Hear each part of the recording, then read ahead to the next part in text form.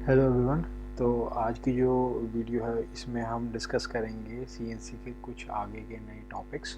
तो पिछली जो वीडियो थी उसमें मैंने आपको बताया था भी सीएनसी क्या होता है, सीएनसी की बेसिक इंट्रोडक्शन क्या है, उसके डिसएडवांटेजेस एडवांटेजेस क्या हैं, बेसिक इंफ्रास्ट्रक्चर कैसा रहता है सीएनसी का।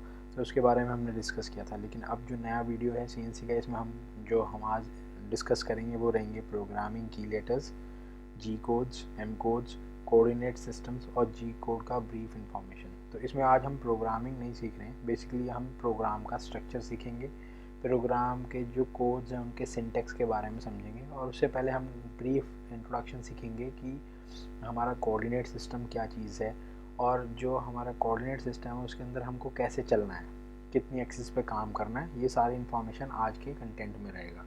ठीक है, तो हम शुरू करते हैं। जो हमारा फर्स्ट इंफॉर्मेशन रहेगा जो आज का है वो है प्रोग्रामिंग की लेटर्स।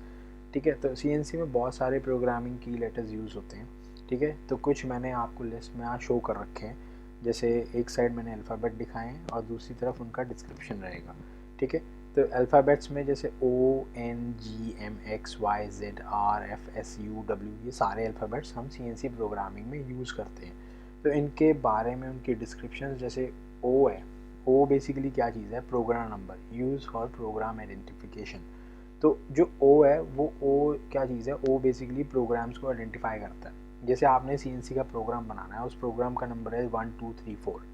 ठीक है, और एनीथिंग एल्स आप अपना नाम भी रख सकते हो, या आप प्रोग्राम का जो नाम है उसको, जैसे रफ मशीनिंग, फिनिश मशीनिंग, ठीक है, ड्रिलिंग, प्रोग्राम को ऐसा नाम देना है, दे सकते हो, कोई दिक्कत नहीं है। लेकिन जब तक आप उस प्रोग्राम के अगर ओ अल्फ़ाबेट नहीं लगाओगे तब तक वो मशीन उसको रीड नहीं करेगी। तो ओ अल्फ़ाबेट सबसे पहले लगेगा, उसके बाद ही प्रोग्राम का नाम। आपको नाम अल्फ़ाबेट डालने हैं, आपको नंबर्स डालने हैं, वो आप डिसाइड कर सकते हो एज़ पर योर रिक्वायरमेंट्स। ठीक है, तो सबसे पहले आपको ओ अल्फ़ाबेट लिखना पड़ेगा। ये डिस्क्राइब करेगा कि प्रोग्राम नंबर ये है, और मशीन इस ओ को फर्स्ट टाइम रीड करेगी, उसके बाद ही वो डिफाइन करेगी ये प्रोग्राम है। अगर आप ओ नंबर नहीं डालोगे या ओ अल्फ़ाबेट नहीं डालोगे और डायरेक्ट नंबर डाल दोगे 1 2 3 4, या आप अपना नाम लिख दो, या मशीनिंग जो ऑपरेशन करना है उसके हिसाब से आपका प्रोग्राम है वो लिखोगे, तो कई बार क्या रहता है कि मशीन उस प्रोग्राम को रीड नहीं करती। ठीक है, वो अनएक्सपेक्टेड एरर दे देगी उसमें, वो बता देगी अनएबल टू रीड या कुछ ऐसा आ जाएगा। तो दैट्स वाई वी राइट ओ।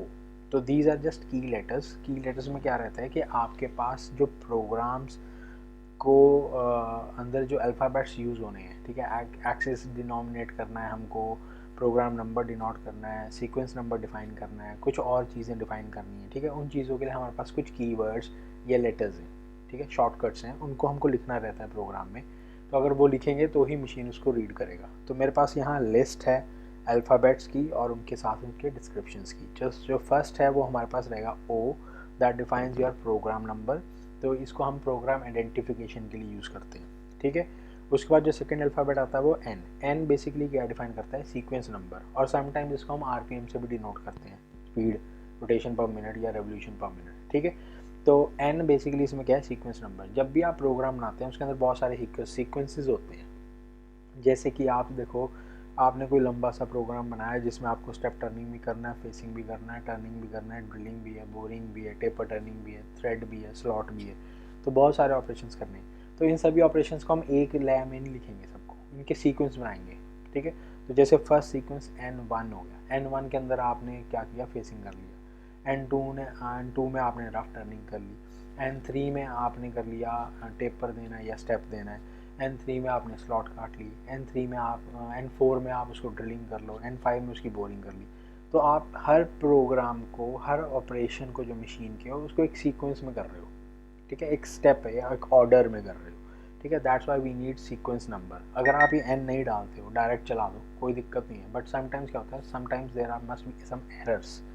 तो जब आप सीक्वेंस में लिखोगे तो आपके पास चीज़ें बिल्कुल सही रहेंगी। अगर सीक्वेंस नहीं रखा है, आपने डायरेक्ट लिखना शुरू कर दिया है, ठीक है, उसमें कई बार क्या रहता है, एरर आ सकता है। आप कोई कोड भूल गए या आपने कोड ऑमिट कर दिया वहाँ से, तो उसके कारण प्रोग्राम हॉल्ट हो सकता है, मशीन रुक सकती है, ऑपरेशन रुक जाएगा आपका। ठीक है, और उसको बाद में डिटेक्ट करना इट्स वेरी डिफिकल्ट टास्क। आप प्रोग्राम रीड करोगे, उसको ओपन करोगे, मशीन पे जाके चेक करोगे, फिर उसको दोबारा ऑपरेट करोगे। ठीक है, तो that's why we what we do, हम उसको N1, N2, N3 ऐसे सीक्वेंस नंबर्स में ऑपरेशंस को डिवाइड कर देते हैं, जिससे हमारे प्रोग्राम्स छोटे छोटे बन जाते हैं और उनमें एरर फाइंडिंग करना या डायग्नोस करना, उसको डीबग करना आसान रहता है। ठीक है, तीसरा हमारे पास अल्फ़ाबेट है जी। जी है बेसिकली प्रेपरेटरी फंक्शंस। तो जी और एम कोड आपने सबने सुना होगा, सीएनसी में जी और एम कोड के कॉम्बिनेशन से ही प्रोग्राम बनते हैं, और कुछ की लेटर्स को भी आप यूज़ करोगे तभी वो प्रोग्राम फुलफिल या कंप्लीट होगा। ठीक है, तो जी बेसिकली प्रेपरेटरी फंक्शंस होते हैं। जी कोड्स क्या होते हैं? मशीन के कुछ ऐसे कोड्स जो आपको प्रोग्राम्स के अंदर यूज़ करने हैं, जिससे मशीन ऑपरेट करती है। ठीक है, जिसे या आप कह सकते हो प्रोग्राम रन करता है। ठीक है, उसके बाद आता है हमारे पास एम मिसलेनियस फंक्शन। तो जी और एम कोड के बारे में हम डिटेल में बाद में भी पढ़ेंगे, अगले आने वाली स्लाइड्स में पढ़ेंगे। ठीक है, लेकिन अभी आप जस्ट बेसिक इन्फॉर्मेशन ले लो कि जी बेसिकली है प्रिपरेटरी फंक्शन, एम है बेसिकली आपका मिसलेनियस फंक्शन। उसके बाद एम आते हैं मिसलेनियस फंक्शंस। मिसलेनियस फंक्शंस वो होते हैं जैसे आपको मशीन या प्रोग्राम जब रन कर रहा है तो उसमें आपको बहुत सारे मिसलेनियस फंक्शंस रहते हैं, जैसे स्पिंडल को ऑन करना क्लॉकवाइज एंटी क्लॉकवाइज, कूलेंट को ऑन ऑफ करना। ठीक है, आपको टूल को आगे पीछे लेके जाना है। ठीक है, आपको एयर को ऑन करना है, न्यूमेटिक एयर को ऑफ करना है। ठीक है, ये सारे बेसिक फंक्शंस हैं जो एम कोड से चलते हैं, इनको हम कहते हैं मिसलेनियस फंक्शंस। उसके बाद आता है X Y and Z. X Y Z क्या है? आपकी एक्सेस डिनोट करती है मशीन पे, जैसे एक्स है एक्स एक्सेस, वाई एक्सेस, और जेड जो है आपकी जेड एक्सेस डिनोट करेंगी। ठीक है, तो इन सब फंक्शंस को हम डिटेल में डिस्कस करेंगे जैसे जैसे हम प्रोग्राम्स बनाएंगे। फिलहाल अभी आप इन चीज़ों को जस्ट रिमेंबर रखो कि हाँ, ये की लेटर्स हैं जो हम सीएनसी टर्निंग प्रोग्रामिंग में सीखेंगे या यूज़ करेंगे। ठीक है, उसके बाद आर आता है रेडियस डिजिग्नेशन या रिट्रैक्शन। जैसे आपको कुछ कर्व कटिंग करना है पीस पर, तो वहाँ पे आपको रेडियस डिफाइन करना पड़ेगा। अभी R6, R10, R20, तो दैट मीन्स वहाँ पे 20 mm या 6 mm या 10 mm का रेडियस लगना है। ठीक है, ऐसे ही इसको हम रिट्रैक्शन वैल्यू भी कहते हैं। रिट्रैक्शन वैल्यू वो होती है जब आप ड्रिलिंग या बोरिंग कर रहे हो या आप ड्रिल कर रहे हो बेसिकली। ठीक है, तो उसमें क्या रहता है, आप रिट्रैक्ट करते हो ड्रिल को थोड़ा थोड़ा। ऐसा नहीं कि एक साथ ही पूरा ड्रिल आप वर्क पीस के अंदर लगाओगे, जिससे क्या है कि अगर जब आप जैसे 6 mm आगे बढ़ रहे हो तो 1 mm पीछे आएगा, जिससे चिप ब्रेक होता है। चिप ब्रेक होने से वो ड्रिल के थ्रू चिप बाहर आ जाएगा, क्योंकि ड्रिल के अंदर फ्लूट बने होते हैं। ठीक है, तो वहाँ से जब चिप बाहर आ जाएगा तो आपका होल जो है क्लियर रहेगा। अदरवाइज़ क्या है कि वहाँ पर अगर आपका चिप फॉर्मेशन हो रहा है और आप उसको चिप को बाहर नहीं निकाल रहे हो, ठीक है, तो वहाँ हीट जनरेट होगी, फ्रिक्शन होगा। दैट वाई वहाँ पे पीस की जो फिनिशिंग है वो अच्छी नहीं आएगी। तो रिट्रैक्शन वैल्यू हम रखते हैं, कभी कभी प्रोग्राम्स में हम आर की वैल्यू रेडियस से भी डिफाइन करते हैं, या R sometimes define as a retraction value. F है आपका फीड। फीड कितना देना चाहते हो आप? ठीक है, ड्यूरिंग ऑपरेशन या जब भी आपको कोई टूल चलाना है तो कितनी स्पीड पे चलाओगे आप उसको। S S speed, spindle speed designation. Spindle speed कितने आरपीएम पे आपको स्पिंडल को रोटेट करना है, क्लॉकवाइज या anti clockwise. 400 RPM, 2000 RPM, 3500 RPM, जितने भी आपको करना चाहते हो एज पर योर रिक्वायरमेंट्स वो आप डिफाइन कर सकते हो। यू है depth of cut in x direction, and W जो है इसमें है depth of cut in Z direction. ये गलती हो गई यहाँ पर, वाई नहीं आएगा, ये जेड आएगा। ठीक है, वी के लिए होता है वाई। तो यू बेसिकली है depth of cut in x direction. अगर जब आपको कटिंग करनी है एक्स डायरेक्शन में, यानी जब आपको फेसिंग करना है, तब आपको कटिंग करना पड़ेगा एक्स डायरेक्शन में। जब आपको टर्निंग करनी है तो depth of cut in Z direction चलेगा। ठीक है, तो यहाँ पे W बेसिकली क्या है, depth of cut in Z, not Y। ठीक है, तो ये हमारे कुछ की लेटर्स हैं। इसके बाद हम आगे बढ़ते हैं, हमारे पास CNC के कोड्स आ जाएंगे। तो जी कोड्स हैं। जी कोड्स में आपके पास ऑलमोस्ट होंगे 18-20 के आसपास जी कोड्स हैं जो आपको याद रखने हैं। इनको याद रखोगे तभी आप प्रोग्राम्स डिफाइन कर पाओगे, अच्छे से लिख पाओगे। अगर आपको ये प्रोग्राम के कोड याद नहीं है तो आपको पता ही नहीं लगेगा कौन सा कोड लगाना है किस ऑपरेशन के लिए। तो इनको याद करना बहुत ज़रूरी है। ठीक है, तो सबसे पहले जैसे जी कोड आता है G00। आप इसको G0 भी लिख सकते हो, कोई दिक्कत नहीं है। G1 भी लिख सकते हो, G01 को, G02 को, G02 की जगह G2 भी लिख सकते हो। डिफरेंट मेथड्स हैं, डिफरेंट अप्रोचेज़ हैं, सब में ओके है। ठीक है, कुछ मशीन 01 पढ़ती हैं, कुछ 2 भी पढ़ लेती हैं।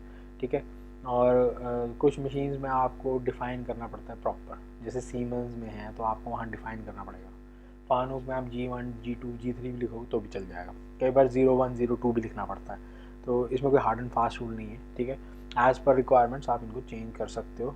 ठीक है, बट बेसिक स्टैंडर्ड जो है वो यही रहेगा G00। ठीक है, तो G00 बेसिकली क्या है, रैपिड ट्रांसफर मोशन। तो इनके बारे में मैं एंड में डिस्कस करूँगा, हमारे पास आखिरी जो स्लाइड्स हैं उसमें हम ये सारा डिस्कस करेंगे, ठीक है। फिर आता है G01। G01 है linear interpolation motion. Linear interpolation मतलब आपको सीधी लाइन के अंदर कटिंग करनी। लीनियर मीन्स स्ट्रेट, ठीक है। सीधी लाइन आपकी हॉरिजॉन्टल भी हो सकती है, वर्टिकल भी हो सकती है और इंक्लाइन भी हो सकती है। G02 सर्कुलर इंटरपोलेशन मोशन है क्लॉकवाइज, ठीक है। G03 circular interpolation motion in counter clockwise. G04 है dwell. Dwell means you have to stop the program for certain period of time in seconds, ठीक है। तो आप कुछ देर के लिए प्रोग्राम को रोकना चाहते हो, जैसे you have to apply for reamer. आपने होल लगाया है ड्रिल से, उसके बाद आपको रीमर लगाना है।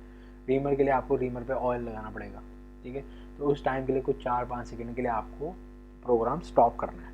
मशीन नहीं रुकेगी, प्रोग्राम हॉल्ट होगा थोड़ी देर के लिए। उस दौरान ऑपरेटर उस पर ऑयल लगाएगा रीमर पे और हट जाएगा। फिर साइकिल स्टार्ट हो जाएगा ऑटोमेटिकली 5 सेकंड बाद और आपका रीमर अप्लाई हो जाएगा, ठीक है। तो dwell means you have to stop the program for certain period of time. G17 है आपका XY प्लेन सिलेक्शन। G18 है ZX प्लेन सिलेक्शन। G19 है YZ प्लेन सिलेक्शन। तो फॉर टर्निंग और लेथ ऑपरेशंस हम ज़्यादातर यूज़ करते हैं G18, क्योंकि G18 हमारा XZ प्लेन सिलेक्शन है। क्योंकि जो टर्निंग मशीन है उसमें 2 ही एक्सिस होती हैं, X और Z। तो हमको G18 ही यूज़ करना है, उसके अलावा कोई और कोड यूज़ नहीं करना है, क्योंकि हमको उसी प्लेन पे काम करना है, X और Z प्लेन पे, ठीक है। तो हमें G18 यूज़ करना है, 17 और G19 यूज़ करने की ज़रूरत नहीं है। G28 आपका मशीन ज़ीरो रिटर्न या होम पोजीशन है। हर मशीन का एक होम पोजीशन होता है जहाँ पे टूल सेट होता है, ठीक है। आपका जब ऑपरेशन ख़त्म हो जाएगा तो आपको मशीन को होम पोजीशन पे लेके जाना है फॉर सेफ्टी रीजन, ताकि आप उसको पीस को आराम से खोल सको, चेक कर सको, ठीक है। अदरवाइज़ क्या, अगर टूल आपका वहीं है और कुछ मतलब अगर आप गलत इन्फॉर्मेशन या आप प्रोग्राम में कुछ गलती से कुछ एरर आ जाता है तो मेरे चांसेस हैं कि आप टूल से एक्सीडेंट हो सकता है, कुछ भी हो सकता है। तो टूल को होम पोजीशन पे भेजने के लिए बेसिकली क्या चीज़ है, सेफ्टी। टूल दूर है आपसे, आप बीइंग ऑपरेटर आप मशीन के अंदर देख सकते हो, खोलकर डोर को भी सारा ऑपरेशन ओके है। अदरवाइज सब कुछ हो गया तो आप पीस को बाहर निकाल के टेस्टिंग के लिए लेके जा सकते हो, ठीक है। तो G18 मीन्स आपका home position of your machine या टूल। फिर आता है G40, 41 और 42। तो G40 basically tool reduce compensation है। टूल रिड्यूस कंपनसेशन जो है हम डिस्कस करेंगे डिटेल में आने वाले स्लाइड्स के अंदर, आने वाले लेक्चर्स के अंदर। तो फिलहाल अभी आप इसको जस्ट नोट कर लो कि G40, 41 और 42 है टूल रिड्यूस कंपनसेशन। तो G40 basically tool reduce compensation को कैंसिल करना है। 41 जो है कंपनसेशन रिड्यूस कैंसिल करना है लेफ्ट साइड में, और 42 है जो रिड्यूस कंपनसेशन को कैंसिल करना है राइट साइड में, ठीक है। लेफ्ट राइट का मैं बताऊंगा कैसे रहेगा, जैसे जैसे हम प्रोग्राम्स बनाएंगे तो उसमें मैं आपको डिस्कस करूंगा कि कैसे इसको हम कंपनसेशन को लगाएंगे, क्योंकि ये बहुत ज़्यादा इंपॉर्टेंट है। अगर आप रेडियस कंपनसेशन कैंसिल नहीं करोगे या कैंसिल कर देते हो तो उससे ऑपरेशंस पे क्या इफेक्ट पड़ेगा, आपका पीस कैसे तैयार होगा, ये भी बहुत ज़्यादा ज़रूरी है। क्योंकि अगर आप 40, 41 और 42 को डिटेल में नहीं डिस्कस करोगे तो इट्स वेरी डिफिकल्ट, क्योंकि आपको पीस जो तैयार करना है जितने डायमेंशन के अंदर उतने में नहीं हो रहा तो आपने कुछ गड़बड़ करी है, ठीक है। तो मैं इस पर एक पूरी लेक्चर लगाऊंगा पूरा एक, और उसमें हम एक 40, 41 और 42 को कैसे यूज़ करना है उस पर एक प्रोग्राम भी बना के देखेंगे। फिलहाल के लिए आप अभी इनको जस्ट रिमेंबर रखो और इनको आप याद रखोगे तभी आपको प्रोग्राम बना सकोगे, ठीक है।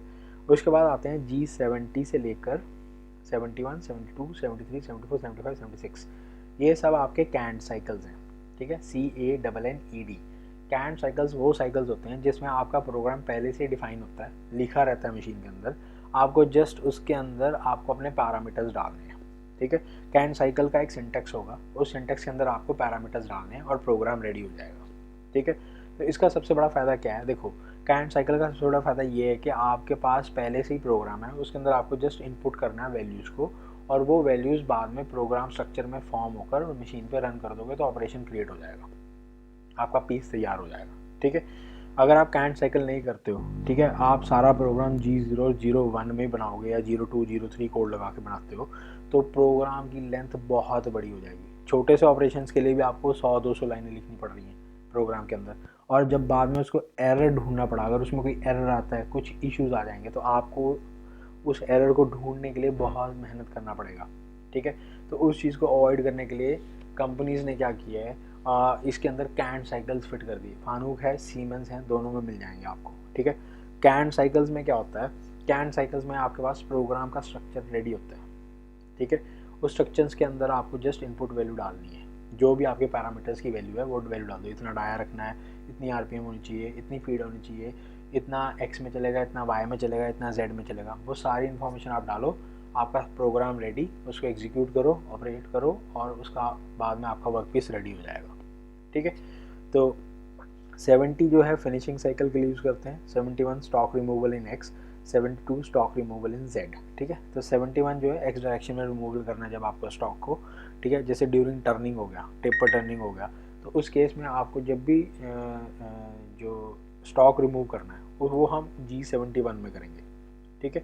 और जैसे आपको फेसिंग करनी है तो G72 यूज़ करेंगे, स्टॉक रिमूवल इन जेड डायरेक्शन। ठीक है। G73 जो है पैटर्न रिपीटिंग साइकिल है। पैटर्न रिपीटिंग साइकिल तब यूज़ करते हैं जब आपकी जो कर्व या जो आप कह सकते हो प्रोफाइल जो है वर्क पीस की, वो अपने आप को रिपीट कर रही है। जैसे आप समझ लो, एक एग्जांपल लेते हैं हम, जैसे एक स्ट्रक्चर है जिसके अंदर कर्व्स हैं, आउटर और इनर। ठीक है। कॉन्वेक्स कर्व भी है, कनकेव कर्व भी है, और कुछ आपके टेपर्स भी हैं। ठीक है। तो ऐसे स्ट्रक्चर्स को हम G73 में प्रेफर करते हैं बनाना, क्योंकि समटाइम्स क्या होता है उसमें आपका G71 वाला टूल या G71 वाला कैंट साइकिल लग नहीं रहा है या ऑपरेट नहीं कर पाता। वो इसलिए नहीं ऑपरेट कर पाता क्योंकि जैसे G71 में आपने कॉम्प्लेक्स स्ट्रक्चर को तैयार करने की कोशिश करी, समटाइम्स क्या होता है G71 का जो टूल होल्डर है या टूल है वो टकराना शुरू कर जाएगा, आपको मशीन एरर देना शुरू कर देगी। या अगर आप कोई सिमुलेशन सॉफ्टवेयर यूज़ कर रहे हो, ठीक है, तो उस केस में आपके पास जो सॉफ्टवेयर है वहाँ पे एरर आ जाएगा, रेड कलर में शो करेगा भी आपका टूल टकरा रहा है, तो जो सिमुलेशन है वहाँ स्टॉप हो जाएगी। तो उस केस में हम न्यूट्रल टूल से ऑपरेट करना शुरू करते हैं। तो न्यूट्रल टूल के लिए बेस्ट है G73। ठीक है। न्यूट्रल टूल होता है जिसमें 15 डिग्री की बिट लगती है हमारी। ठीक है। CNMG, TNMG, DNMG कोई भी बिट यूज़ कर सकते हो आप। तो उस केस में आपका जो बिट है वो 15 डिग्री एंगल पे रहेगा, नोज जो एंगल रहेगा उसका। ठीक है।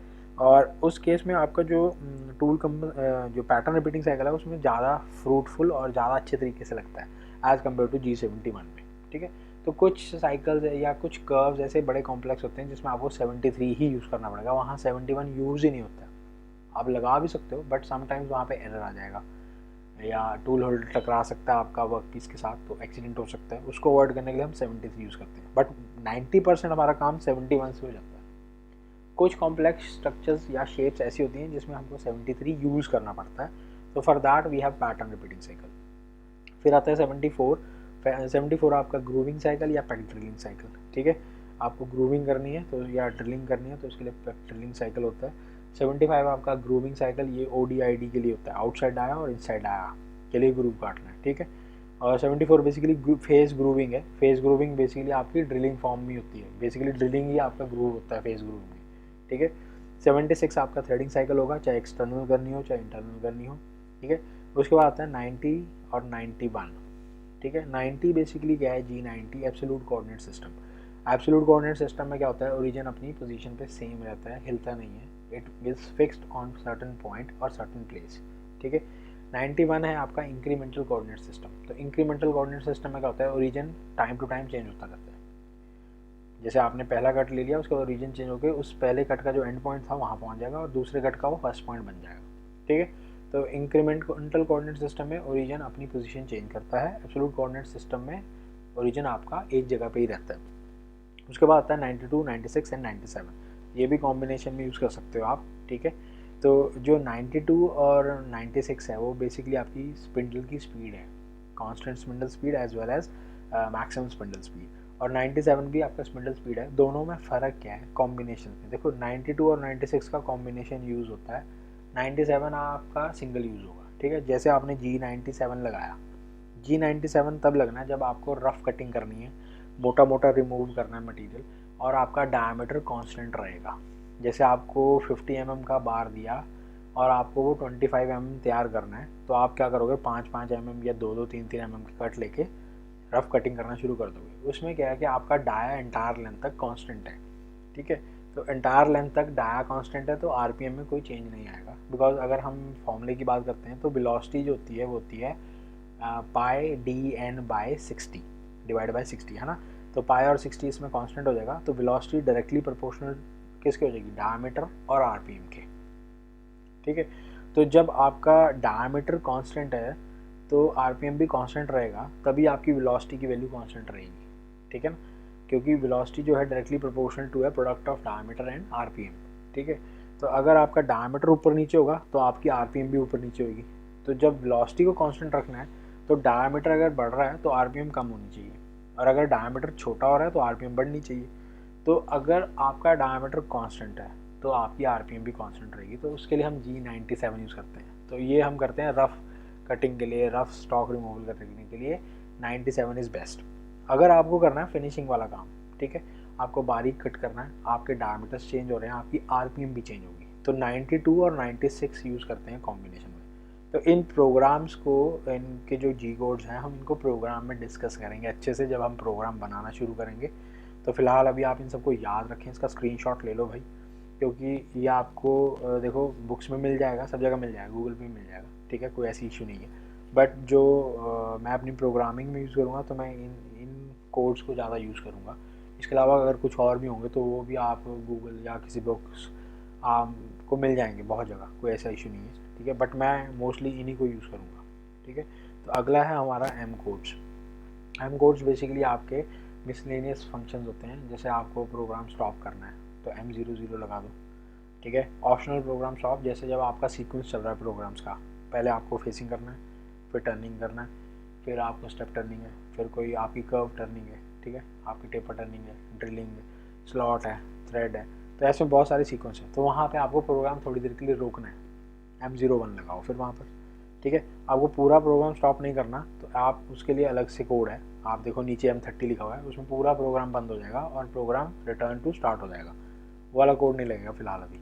तो अगर आपको ऑप्शनल प्रोग्राम स्टॉप करना है तो आप प्रोग्राम के अंदर M01 लगा दो। M01 से क्या होगा, एक सीक्वेंस खत्म हो गया, थोड़ी देर के लिए प्रोग्राम स्टॉप होगा, फिर आप साइकिल स्टार्ट कर दो दोबारा से, फिर नया सीक्वेंस शुरू हो जाएगा। ठीक है, M03 स्पिंडल को ऑन करना क्लॉकवाइज, M04 स्पिंडल को ऑन करना काउंटर क्लॉकवाइज, M05 को स्पिंडल बंद करना है। जब भी आप प्रोग्राम खत्म करोगे तो उससे पहले M05 लगाओगे ताकि स्पिंडल बंद हो जाए, रोटेशन उसकी ख़त्म हो जाए और पीस आपका स्टेशनरी हो जाए। M06 टूल चेंज के लिए होता है। M07 कूलेंट ऑन, अगर मिस्ट मोड, मिस्ट मतलब स्प्रे मोड में चाहिए आपको। ठीक है, M08 कूलेंट ऑन अगर फ्लड, फ्लड मीन्स जैसे नलके से पानी तेज़ से गिर रहा है तो वो फ्लड मोड है, मतलब पूरा प्रेशर से पानी आपको या कूलेंट वर्क पीस और टूल पे गिरना है। M09 coolant of. ठीक है, तो प्रोग्राम जब खत्म होगा तो आपको M09 लगाना है ताकि कूलेंट भी बंद हो जाए। ठीक है, M10 M11 clamp on clamp of. ठीक है, अगर आपका कोई वर्क पीस ऐसा है जिसमें आपको क्लैंपिंग की जरूरत पड़ रही है तो उनको ऑन ऑफ करना है। वो सब न्यूमेटिक फॉर्म में होता है, आपके लिए वहाँ ऑप्शन होगा मशीन के ऊपर क्लैंपिंग के लिए, तो वहाँ आप बटन दबाओ या पैर से पैडल दबाना पड़ता है, उस पर आपके क्लैम्प्स ऑन और ऑफ हो सकते हैं। M12 auto air jet on, M13 auto air jet of. ठीक है, अगर आपको आपका न्यूमेटिक पाइप मशीन के अंदर ही है, ठीक है, और उसकी स्पिंडल के साथ या टरट के ऊपर ही लगा हुआ है, तो आप वहाँ से आप न्यूमेटिक एयर्स को ऑन या ऑफ कर सकते हो ताकि वर्कपीस साफ़ हो जाए। ठीक है, अदरवाइज़ अगर आपकी पाइपलाइन एक्सटर्नल है, ठीक है, तो आप उस जेट को उठाओ और अपना हाथ से साफ़ कर सकते हो, कोई इशू नहीं रहेगा। M30 आपका है प्रोग्राम स्टॉप और रिटर्न टू स्टार्ट। ठीक है, M30 का है जब आपका पूरा प्रोग्राम ख़त्म हो गया, वहाँ पे आपको प्रोग्राम बंद करना है और उसके बाद सारा प्रोग्राम रीड करेगी मशीन दोबारा से स्टार्ट, यानी पहली लाइन से, O से। जो O है आपका प्रोग्राम नंबर होगा, ठीक है, वो हमने डिस्कस करा था। O जो है program number use for program identification. तो प्रोग्राम स्टॉप होगा और वापस अपनी इनिशियल पोजीशन जहाँ से वो शुरू हुआ था, फर्स्ट लाइन से वापस वहाँ आ जाएगा। ठीक है, तो ये कुछ सर्टन कोड्स हैं हमारे GM एंड प्रोग्राम की लेटर्स। ठीक है, इनको आप याद करो, इनके स्क्रीनशॉट्स ले लो, ठीक है, वीडियो में पीछे जाकर, और उनको आपने याद रखना है। जब ये याद हो जाएंगे अच्छे से आपको, तभी आप प्रोग्राम लिख पाओगे। ठीक है, अगर आपको कोड याद नहीं है, आपको कोड का इन्फॉर्मेशन या नॉलेज ही नहीं है, तो आप प्रोग्राम ही नहीं लिख पाओगे, सही बता रहा हूँ मैं। ठीक है, तो प्रोग्राम लिखने के लिए आपको सबसे पहले उसका स्ट्रक्चर, उसके कंपोनेंट्स याद करने हैं। कंपोनेंट्स याद हो जाएंगे तो आप स्ट्रक्चर में उस चीज़ को पिरोना शुरू कर दोगे। ठीक है, जैसे एग्जांपल ले लो, आपको मकान बनाना है, मकान बनाने के लिए आपको सरिया, बजरी, सीमेंट सब चाहिए ना, तो दीज आर सर्टन कंपोनेंट्स। अगर ये नहीं होंगे तो how will create a house. आप मैन्युफैक्चर या उसको बना ही नहीं पाओगे घर को, है ना। तो सिमिलरली प्रोग्राम बनाने के लिए आपको कुछ कंपोनेंट्स चाहिए। वो कंपोनेंट्स आपके हैं जी कोड, एम कोड, मिसलेनियस, आपके ये की लेटर्स, ठीक है। इन तीनों को आपको याद होना चाहिए किस फंक्शन का क्या डिस्क्रिप्शन है और वो क्या काम करता है। जब ये याद हो जाएंगे तो you can easily write these codes और components in a structure, in a program structure. वो प्रोग्राम स्ट्रक्चर फिर आप मशीन में डाल के उसको चेक कर लो, ओके, ड्राई रन करके उसके बाद आप उसको वर्क पीस चढ़ा के उसको कटिंग कर सकते हो, ठीक है। तो these are certain components for writing a program, तो जिसमें G code, M code and certain की लेटर्स आर एग्जिस्टिंग। उसके बाद हमारा कुछ कोऑर्डिनेट सिस्टम के बारे में डिस्कस करते हैं टर्निंग के लिए, ठीक है। तो ये आपका कोऑर्डिनेट सिस्टम नॉर्मल कैसा होता है एक्स और वाई में, लेकिन टर्निंग में क्या होता है एक्स और जेड। तो आप देख सकते हो वर्टिकल में हमारे पास एक्स है और हॉरिजॉन्टल में हमारे पास जेड एक्सिस है, ठीक है। इसके भी 4 कोऑर्डिनेट्स हैं, first quadrant, second quadrant, third quadrant, fourth quadrant. Tool की होम पोजीशन मैंने रेड कलर में आपको टूल दिखाया, तो टूल अपने होम पोजीशन पे है पहले, ठीक है। X will be positive in upward direction, x will be negative in downward direction, z will be positive in right hand side, z will be negative in left hand side, और centre जो है वो आपका 0 0 है, origin, ठीक है। First quadrant में आपको सबको पता है कि x और z दोनों पॉजिटिव होंगे, सेकंड क्वाड्रेंट में x और z नेगेटिव होंगे, और थर्ड क्वाड्रेंट में दोनों कोऑर्डिनेट्स नेगेटिव होंगे x और z, और फोर्थ क्वाड्रेंट में x नेगेटिव होगा और z पॉजिटिव होगा। तो ये आप सबने पढ़ा है, इसमें कुछ ऐसा समझाने वाला नहीं है, ठीक है। इट्स वेरी सिंपल, आपको कोऑर्डिनेट सिस्टम पता होना चाहिए टर्निंग के लिए कौन सा हुआ, एक्स और जेड। इसमें 2 ही एक्सिस होते हैं, एक्स और जेड, ठीक है। वाई नहीं यूज़ होता, मैं बार बार बोल रहा हूँ, वाई के चक्कर में मत रहना, इसमें एक्स और जेड ही होता है, ठीक है। आपका जेड कटिंग एक्सिस रहेगा, एक्स आपकी मूवमेंट के लिए रहती है बस, ठीक है। तो एक्स और जेड एक्सिस के अकॉर्डिंग टर्निंग चलती है। तो ये कोऑर्डिनेट सिस्टम आपको समझ आ गया। इसके बाद हम सिंटेक्स पढ़ेंगे आपके कुछ कैंट साइकिल्स और जी कोड्स के, ठीक है। तो पहला जो जी कोड है वो है G28, होम पोजीशन का कोड है, ठीक है। तो होम पोजीशन बेसिकली आपकी क्या है, सेफ्टी, जहाँ पे टूल प्रोग्राम रन करने के बाद वापस अपनी जगह पे रख जाएगा। जैसे आप ऑफिस जाते हैं, काम करते हैं, वापस घर आ जाते हैं, तो घर आपका होम पोजीशन है, ठीक है। आप घर आके खाना खाएंगे, आराम करेंगे, ठीक है। तो ऐसे ही टूल का भी एक होम पोजीशन है या मशीन का एक होम पोजीशन है। वो आपको जब आप ऑपरेट कर लोगे, सारा ऑपरेशन हो जाएगा, मशीन बंद होने से पहले टूल को होम पोजीशन में भेज देंगे, ठीक है, या मशीन को होम पोजीशन पर रखते हैं, ताकि जो आपका नेक्स्ट ऑपरेटर या जब नेक्स्ट डे आप आओगे मशीन को चलाओगे तो आपका टूल आसपास ना हो, टूल दूर खड़ा रहेगा, ठीक है। और जो आपको देखना है, चेक करना है भी सब ओके है, तो आप इजीली या सेफ तरीके से कर सकते हो। अदरवाइज़ क्या है कि कई बार टूल अगर आपका होम पोजीशन पे नहीं है और आपने आके मशीन कर दी ऑन, और आप एकदम से वहाँ मशीन के आसपास या चक के आसपास आपका हाथ कुछ, तो चांसेस हैं कि आपका टूल हाथ पे लग जाए, एक्सीडेंट हो सकता है, जान माल का नुकसान भी हो सकता है। तो उस चीज़ को अवॉइड करने के लिए हम हमेशा होम पोजीशन रखते हैं टूल को, ठीक है। तो अभी जो स्लाइड्स आएंगी नेक्स्ट वाली, वो आपके कुछ साइकिल्स के सिंटेक्स मीन्स उनका स्ट्रक्चर, ठीक है। अब उससे पहले हमने पढ़े कंपोनेंट्स को अब हम स्ट्रक्चर में पिरोएंगे। स्ट्रक्चर कैसे लिखना है उसके बारे में डिस्कस करेंगे। तो सिंटेक्स या स्ट्रक्चर एक ही चीज़ है, ठीक है, कि कोड को लिखना कैसे। कोड तो याद हो गया, ठीक है, G28 कोड पता है, अब भाई उसको लिखना भी तो आना चाहिए ना। अगर आप वो लिख ही नहीं पा रहे हो तो प्रोग्राम कैसे तैयार होगा, ठीक है।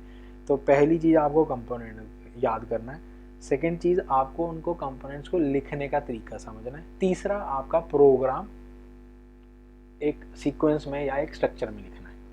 ये तीनों चीज़ें कॉम्बिनेशन में चलेंगी। जब ये तीनों चीज़ें सही होंगी तभी आपका प्रोग्राम बिल्कुल सही होगा, ठीक है।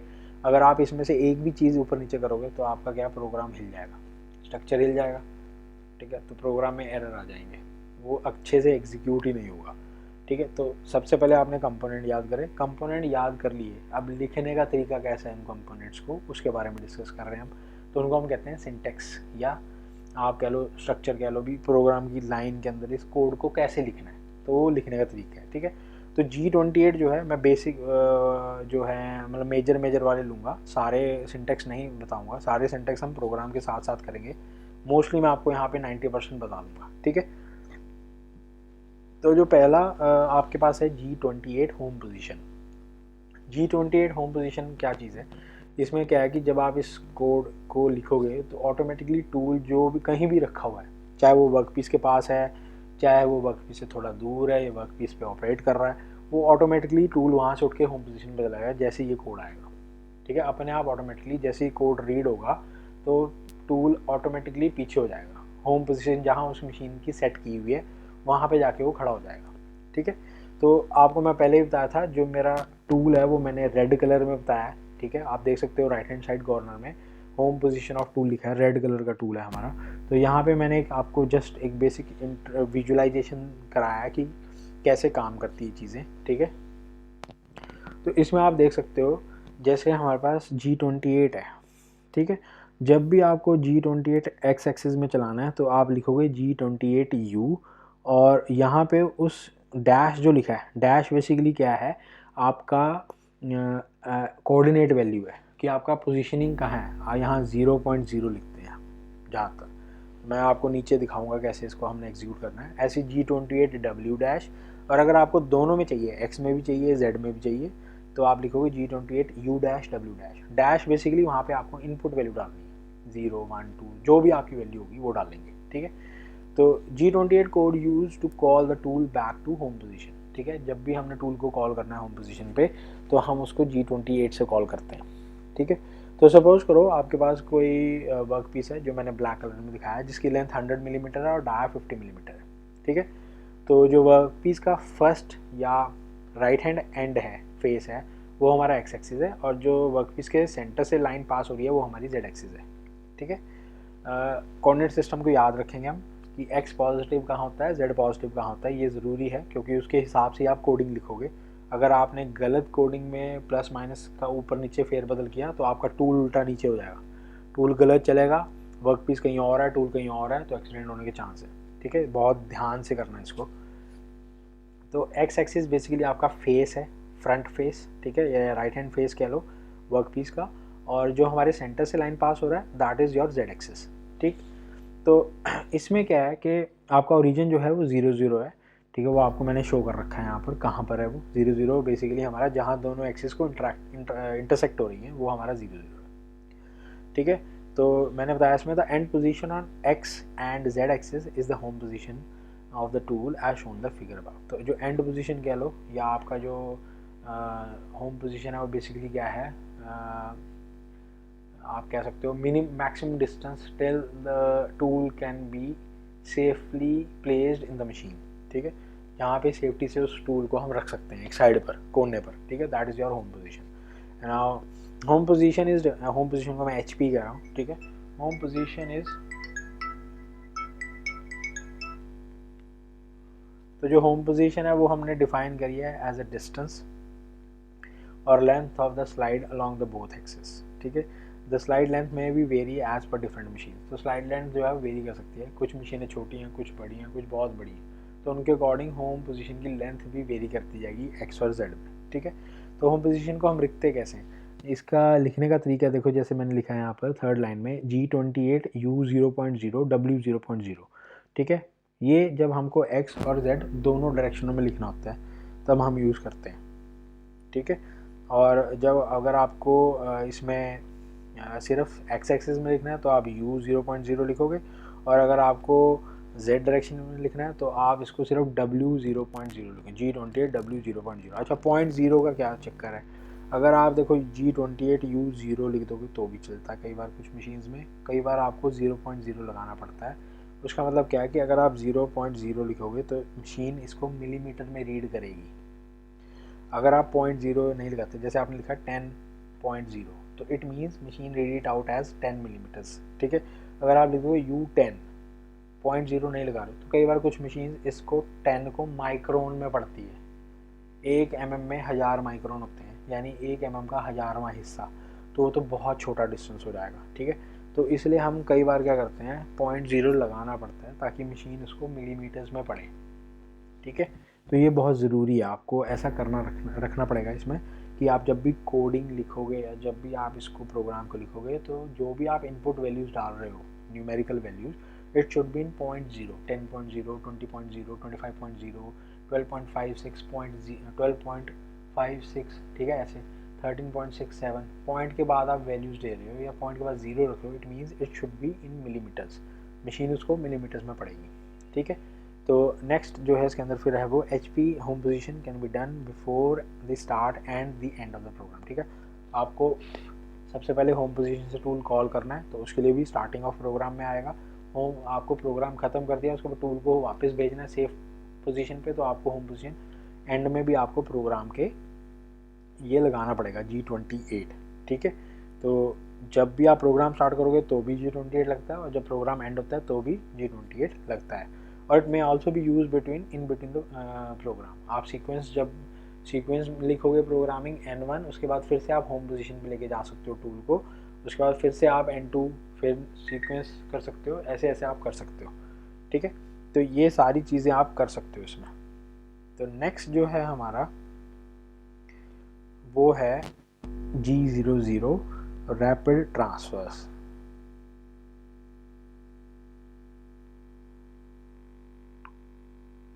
ठीक है। रैपिड ट्रांसफर्स में क्या होता है, G00 रैपिड ट्रांसफर्स मीन्स आपका जो मूवमेंट है टूल का वो ट्रांसफर्स मीन्स चलना, मोशन में आना, मूवमेंट लेना, ठीक है। और रैपिड मतलब तेज, जल्दी से, तेजी से। तो G00 बेसिकली क्या है, रैपिड ट्रांसफर्स। रैपिड ट्रांसफर्स में क्या होता है कि आपकी जो टूल है वो होम पोजीशन से वेरी फास्ट, बहुत जल्दी से मूव करेगी आपका सेट कोऑर्डिनेट पर जहाँ पे आपने उसको बुलाया है, ठीक है। टूल को जहाँ आप जिस कोऑर्डिनेट वैल्यू तक बुलाओगे उस वैल्यू तक वो रैपिडली मूव करेगा, ठीक है। रैपिडली मीन्स तेज़ी से मूव करेगा, उस दौरान वो टूल धीरे नहीं होगा, ठीक है। तो हमें बड़ा ध्यान रखना है कि कब रैपिड करना है और कब रैपिड नहीं करना। अगर आप प्रोग्राम के दौरान इसको G00 को लगा दोगे, ठीक है, तो वहाँ पे वो टूल तेज़ी से चल जाएगा, तो चांसेस है टूल टूट जाए, वर्क पीस ख़राब हो जाए, ठीक है। और क्या पता वर्क पीस किसी को लग सकता है क्योंकि घूम रहा है वो हाई RPM पे, तो उस चीज़ का हमको अवॉइड करना है। तो आपने जब भी G0 लगाना है वो मोस्टली हम लगाते हैं रैपिड, जब आपको टूल को होम पोजीशन से एक सेट कोऑर्डिनेट वैल्यू तक बुलाना है, ठीक है। तो G00 code is use to move tool rapidly to a point near the work piece, ठीक है। जो भी आपका कोऑर्डिनेट सेट करोगे, जहाँ तक आपको बुलाना है वहाँ तक आप उसको रैपिडली बुला सकते हो। तब बुलाना है जब आपको लगता है भी टूल और वर्क पीस के में कुछ नहीं है, बिल्कुल खाली जगह है, तो आप रैपिड बुलाओ, ठीक है। अगर आपको लगता है टूल और वर्क पीस के बीच में कुछ रखा हुआ है, कोई आपका फिक्सचर है, कोई जिग है, तो भाई उसको थोड़ा अवॉइड करना है हमने रैपिड मूवमेंट को, ठीक है। अगर आप उस चीज़ की कैलकुलेशन नहीं कर रहे हो और आपने एकदम रैपिड कर दिया है, तो चांसेस हैं आपका टूल, वर्क, जिग या फिक्सचर पे टकरा जाए, ठीक है। तो अगर आप उसको कैलकुलेट करके रैपिड कर रहे हो, उसकी हाइट, उसका विथ आपको पता भी कितना है, इसके ऊपर से टूल निकल जाएगा, तो ले आओ, कोई इशू नहीं है। अगर आपको इशू है, लगता है कुछ गड़बड़ हो सकती है, तो अवॉइड करना है, रैपिड में मत लेके आओ फिर, ठीक है। तो जब भी हम होम पोजीशन से टूल को वर्क पीस के एक सेट कोऑर्डिनेट पर लेके आएंगे, तब हम उसको रैपिड में लेके आते हैं। 90% केसेस में हम रैपिड में ही चलते हैं। कुछ केसेस ऐसे होते हैं जहाँ पे आपका कोई टूल का लेंथ बहुत बड़ा है, ठीक है, उसका डायमीटर बहुत बड़ा है वर्क पीस का, और उसके लिए हमारे को जिग फिक्सचर यूज़ करना पड़ रहा है अलग से, तो वहाँ पे हम रैपिड यूज़ नहीं करेंगे क्योंकि टूल टकरा सकता है, ठीक है। तो सिमिलर है, एक स्ट्रक्चर है हमारे पास, आप देख सकते हो हमारे पास एक वर्क पीस है जिसकी लेंथ 100 है, डाया 50 है, XZ कोऑर्डिनेट्स मैंने डिफाइन कर रखे हैं। मेरे को टूल रेड पोजीशन में अपना होम पोजीशन से पॉइंट A तक लाना है, जो आपको डायग्राम में दिख रहा है, ठीक है, एरो भी लगाया है मैंने। और जो पॉइंट A के कोऑर्डिनेट हैं वो है 52.0 एंड 2.0, ठीक है। X में 52 है और Z में 2.0 है, ठीक है। तो मेरे को होम पोजीशन से टूल को पॉइंट A तक लेके आना है और उस पॉइंट तक हमको रैपिड चलना है, क्योंकि मेरा जो वर्क पीस और टूल होम पोजीशन के बीच में कोई ऐसा जिग फिक्सचर नहीं लगा, तो मैं उसको तेज़ी से लेके आ सकता हूँ, ठीक है। अब रैपिड ट्रांसफर्स का कोड तो पता है, लेकिन उसको लिखना कैसा, उसका सिंटेक्स क्या चीज़ है वो आप देख सकते हो ऊपर हेडिंग में, G00X डैश, डैश बेसिकली आपका कोऑर्डिनेट या इनपुट वैल्यू रहेगा, ठीक है। G00Z का भी इनपुट अगर आपको अकेला Z में चाहिए, और अगर आपको G00X और Z में चाहिए तो आप X डैश Z डैश दोनों लिख सकते हो। तो दोनों के हिसाब से आपकी पॉइंट कोऑर्डिनेट वैल्यू लिखो तो दोनों डायरेक्शंस में वो चलेगा, ठीक है। तो अभी मेरे को दोनों डायरेक्शन में चलाना है, तो I use G00X dash Z dash, और टूल मेरा स्लांट मूव करता हुआ रैपिडली, तेज़ी से उस कोऑर्डिनेट तक वैल्यू होगा। अच्छा, रैपिड क्यों यूज़ करते हैं, देखो साइकिल टाइम रिड्यूस करना है मुझको, ठीक है। तो अगर मेरा साइकिल टाइम 1 मिनट भी कम रहता है तो मेरे को सही रहेगा, क्योंकि फिर अगर मेरे को बहुत सारे पीसेस निकालने हैं, ठीक है, पूरे दिन में, और मैं हर पीस पे 2-2 मिनट एक्स्ट्रा ले रहा हूँ, ठीक है, और दिन का 1000 पीस है तो 2000 मिनट हो गया, तो देख लो 2000 मिनट कितने आवर्स में कन्वर्ट हो जाएगा, ठीक है। तो उस चीज़ को अवॉइड करने के लिए मैं रैपिड लेके आता हूँ टूल को, जहाँ मेरे को रिक्वायरमेंट है। जहाँ नहीं है उसको फिर हम छोड़ देंगे, ठीक है, वहाँ रैपिड नहीं चलाएंगे, सेफ मोड में चलेंगे। तो अब इसमें रैपिड में हम कोड को कैसे लगाएंगे, देखो, consider a work piece of dia 50 millimetre, length 100 millimetre, hold in a chuck of CNC turning machine. Second point, to move tool to point A. Point A मेरा एक पॉइंट ए है जिसके कोऑर्डिनेट हैं 52.0 and 2.0। तो we use rapid transverse और tool movement, और उसको code को लिखेंगे G00 X52 Z2.0 end of block. ये जो आपको सेमी कॉलन दिख रहा है Z2.0 के बाद, this is basically end of block. End of block means आपका लाइन या आपका जो कोड है वहाँ ख़त्म हो गया, उसके बाद कुछ रीड नहीं करेगी मशीन। अगर आप एंड ऑफ ब्लॉक नहीं लगाओगे तो मशीन के लिए अभी वो कोड चल रहा है, वो अगली लाइन पर नहीं आएगी, अगले कोड पर नहीं आएगी, ठीक है, प्रोग्राम का अगला कोड जो है उस पर नहीं आएगी। तो जब भी आप प्रोग्राम लिखोगे उसमें आपने जो सिंटेक्स लिखा है उसके बाद आपको एंड में, हर सिंटेक्स के एंड में आपको एंड ऑफ ब्लॉक लगाना है। एंड ऑफ ब्लॉक नहीं लगाओगे तो आपका मशीन उसको रीड करना छोड़ेगा नहीं, ठीक है, वो रीड करता रहेगा वैल्यू को। जैसे एंड ऑफ ब्लॉक लग गया वो रीड करना बंद कर देगा, अगली लाइन अगले कोड पर आ जाएगा प्रोग्राम के, ठीक है। तो ये ज़रूरी है। तो ये हम सारा डिस्कस करेंगे जब मैं आपको प्रोग्राम बनाना सिखाऊंगा। अभी फ़िलहाल हम कंपोनेंट्स और प्रोग्राम के सिंटेक्स को रीड आउट या समझ रहे हैं, इनको लिखना कैसे और इनका क्या मतलब significance, why they are so much important और रिक्वायरमेंट क्या है इनकी, ठीक है, उस चीज़ को हम डिस्कस कर रहे हैं। प्रोग्रामिंग की हम नेक्स्ट क्लास में डिस्कस करेंगे, how to write a program, और इन कंपोनेंट्स और सिंटेक्स को कैसे स्ट्रक्चर फॉर्म में लिखना है ताकि हमारा मशीन उसको रीड कर सके, ठीक है। फिलहाल अभी हम सिंटेक्स और कंपोनेंट्स को डिस्कस कर रहे हैं, ठीक है। थर्ड पॉइंट है, it can be written as, अगर आपको दोनों एक्स और जेड डायरेक्शन में लिखना है तो आप लिख सकते हो G00 X0। जीरो की जगह आप कोई इनपुट वैल्यू दोगे, ठीक है, ज़रूरी नहीं है zero, it may be zero भी हो सकता है, it may be 1, it may be some other value also, ठीक है। तो X डैश Z डैश, कल्ला X में लिखना है तो X के साथ value G00 X input value, G00 अगर आपको अकेला Z में लिखना है तो G00 Z0.0 rapid transfer in Z direction, ठीक है। As such tool move rapidly in free space, it reduce cycle time. तो मैंने आपको बताया ना, जैसे साइकिल टाइम रिड्यूस करना है, हर पीस पे अगर मैं 1-2 मिनट बचाऊंगा तो दिन के अगर 1000 पीस बनना है तो 2000 मिनट बच गया, मेरा 1000 मिनट बच जाएगा। तो it's very efficient, very optimized way, ठीक है। तो रैपिड ट्रांसफ़र हम जहाँ यूज़ कर सकते हैं उसको करेंगे, जहाँ नहीं करना उसको अवॉइड करेंगे, ठीक है।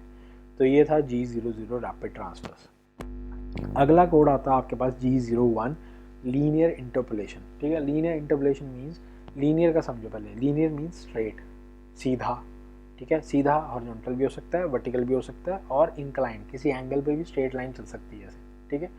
इंटरपोलेशन मीन्स मूवमेंट, चलना, ठीक है। तो G01 linear interpolation means you have to apply G01 code with straight moving approach, ठीक है।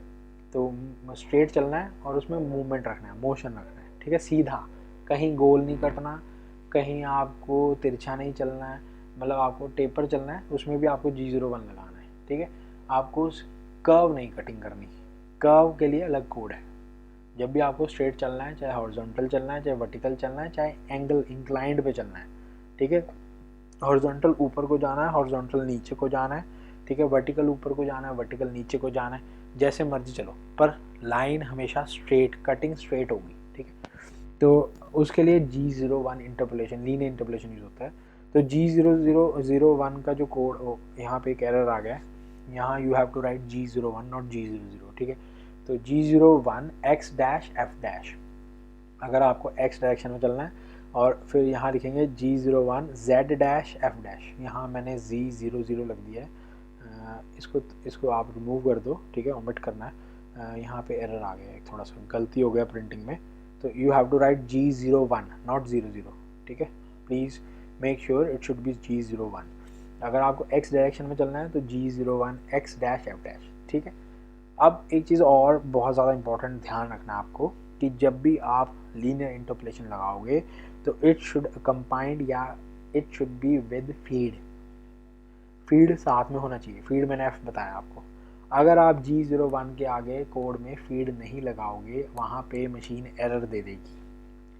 विदाउट फीड आप इंटरपोलेट नहीं कर सकते, पहली बात, ठीक है। फीड के बिना आपका टूल चल रहा है, चलेगा नहीं। पहली बात तो वो मशीन वहीं स्टॉप हो जाएगी, एरर शो करेगी, मशीन रुक जाएगी, ठीक है। फीड बेसिकली क्या है, आप उसको बता रहे हो भी कितना चलना है। आपने ये नहीं बताया कितना चलना है, लेकिन आपने ये बता दिया कोऑर्डिनेट दे दी यहाँ तक चलना है। पहले उसको बताओ ना कितना चलना है, ठीक है, कैसे चलना है ये भी बताना है हमको। तो फीड बेसिकली आपका क्या है, कैसे चलना है और कहाँ तक जाना है, वो एक्स की कोऑर्डिनेट वैल्यू है। जैसे आपको 10 चलना है लेकिन ये नहीं बताया घूम के चलना है, उछल के चलना है, कूद के चलना है, लेट के चलना है, ठीक है। तो ये बताना ज़रूरी है मशीन को, टूल को भी फीड बताओ उसको कैसे चलना है और कहाँ तक जाना है, वो कोऑर्डिनेट वैल्यू देनी है, ठीक है। तो इसका सिंटेक्स रहेगा G01 x dash f dash, अगर आपको x में चलना है। अगर आपको z में चलना है तो G01 z dash f dash. अगर दोनों में चलना है तो x और z लिखना है और f के साथ उसका फीड वैल्यू देना है, ठीक है। f ज़रूरी है। G01 के साथ अगर आप f नहीं लगाओगे तो आपका एरर आ जाएगा मशीन पर, मशीन स्टॉप हो जाएगी, ठीक है। प्रोग्राम अगर आप सिमुलेशन में भी चला रहे हो किसी सिमुलेटर पे, बहुत सारे सिमुलेटर आते हैं, आप गूगल पे सर्च कर सकते हो, ठीक है। वहाँ पे अगर आप सिमुलेट कर रहे हो सिमुलेटर पर तो वहाँ पे भी एरर शो कर देगा वो, आपकी सिमुलेशन बंद हो जाएगी, रुक जाएगी वहाँ पर, ठीक है। तो G01 code use to move tool in linear direction in straight as well as in incline direction. तो मैंने आपको बताया हॉरिजॉन्टल, वर्टिकल, इंक्लाइन कहीं भी चल सकता है tool, but it should be very straight, कोई कर्व नहीं, कुछ नहीं, सीधा चलेगा बस।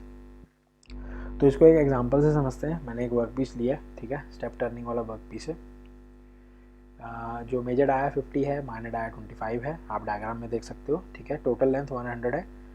बड़े वाले पीस का 60 मिलीमीटर लेंथ है और जो 25 मिलीमीटर डाया उसका लेंथ 40 मिलीमीटर है। एक्स और जेड की हमने पोजीशन बताया है, ओरिजिन का पोजीशन भी बताया है।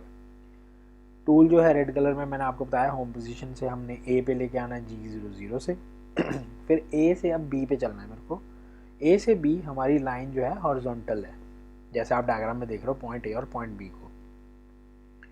और जो पॉइंट बी का कोऑर्डिनेट है वो है 24.0 एक्स में और जेड में है -40। देखो जो ओरिजिन से लेफ्ट साइड में जेड रहेगा वो माइनस में चलेगा वैल्यू, ठीक है। कोऑर्डिनेट सिस्टम को हम समझेंगे।